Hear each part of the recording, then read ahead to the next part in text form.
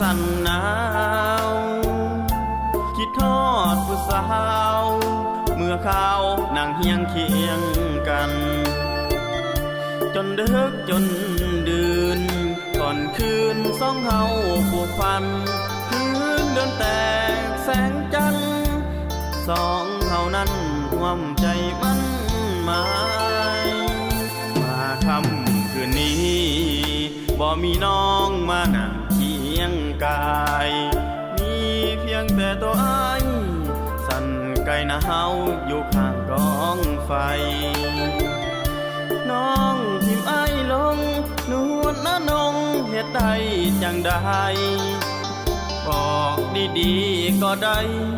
อ้ายเต็มใจพร้อมที่หาฟังน้องเป็นจังใดหูบ่หัวใจอ้ายสิแตกมันได้แต่คำควรค้างน้ำตาไหลลื่นลังกินข้าวบ่แซ่บนอนบ่แจ็บทั้งอุกทั้งอังความหักของอ้ายเพพังความหลังน้องก็สั่งคืนกันบ่หากันขอให้น้องนั้นบอกมาดีๆอย่าได้ลักตนนี้เหตุแบบนี้มันแห้งบ่ลืมความหลังฝังใจ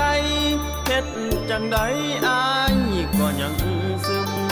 ขอวอนให้น้องอย่าลืมคืนมาเฮา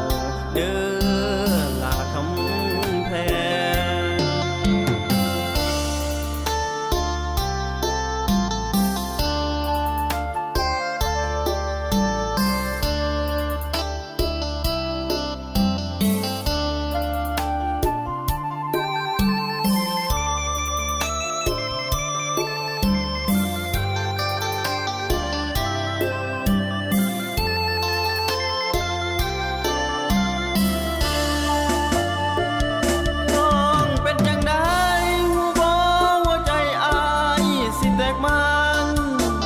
ได้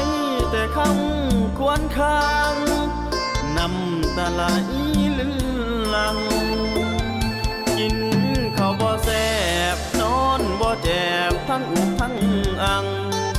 ความหักของอ้ายเพพังความหลังน้องก็สั่งคืนกันบ่หากัน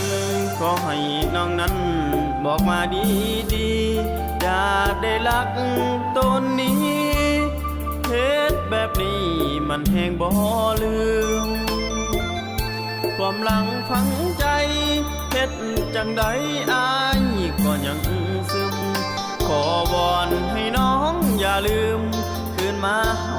เด้อ